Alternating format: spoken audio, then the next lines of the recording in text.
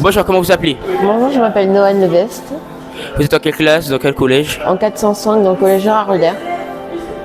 Vous allez nous parler de quoi aujourd'hui? Je vais vous parler du projet Océano pour tous, qui est aussi lié au projet Plastique à la loupe. On a le 19, une sortie à la plage de Montabo. Nous allons délimiter un périmètre spécial pour pouvoir récupérer des déchets micro, mezzo et macro, qui du coup ensuite arrivent. Désolé de vous couper, mais qu'est-ce que ça veut dire mexo, micro et macro? Micro, c'est minuscule, mezzo, c'est moyen, et macro, ben, c'est gros.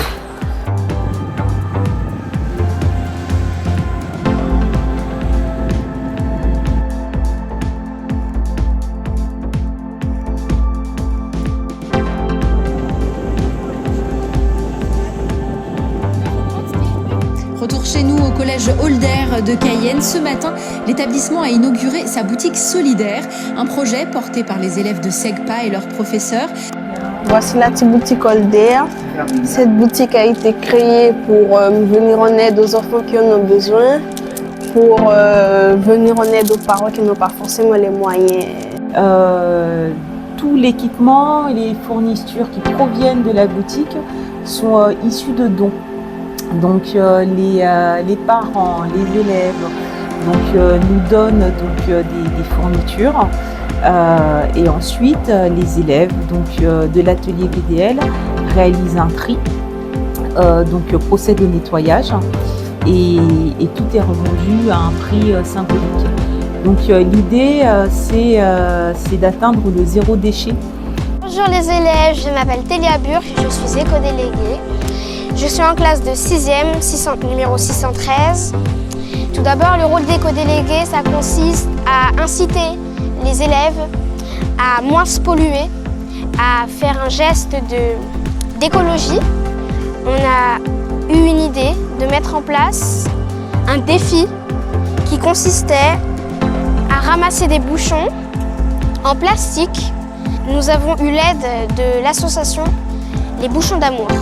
Cette association, ça consiste à ramasser des bouchons en plastique, à les mettre dans une grande boîte qu'on va emporter en France. Et ensuite, ça ira dans un centre de recyclage et en faire des objets pour les personnes en situation de handicap. Alors, une dernière chose aussi, on ne vous a pas parlé de ça, mais voici les bouchons qu'on doit rapporter. Je m'appelle Laurence Sanson, je suis AED au collège Gérard Rolder. Je fais des ateliers couture entre midi et 14h avec les élèves. Il y a différents niveaux, des 6e, 5e et 6e, 5e et 4e. Donc, qu'est-ce qu'elles ont appris depuis le début de l'année? Donc, c'est des coutures à la main. Essentiellement, aiguilles, fils. Et aussi, elles ont transformé un vieux jean à elles qu'elles ont récupéré à la maison. Et on a transformé en sac. Et aussi, elles vont le transformer en jupe. Donc il y a le recyclage aussi de leurs propres vêtements et pouvoir faire d'autres choses avec au lieu de jeter et de ne pas utiliser.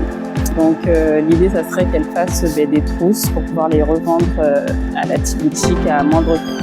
Et plus de moyens aussi, parce que on essaie de faire avec de la récup ou des choses comme ça, mais vraiment peut-être passer à la machine à coudre. Parce que là, c'est des coutures à la main, essentiellement, on n'a pas de machine à coudre. Donc peut-être oui, c'est ça, passer à la machine à coudre. Bonjour monsieur, présentez-vous.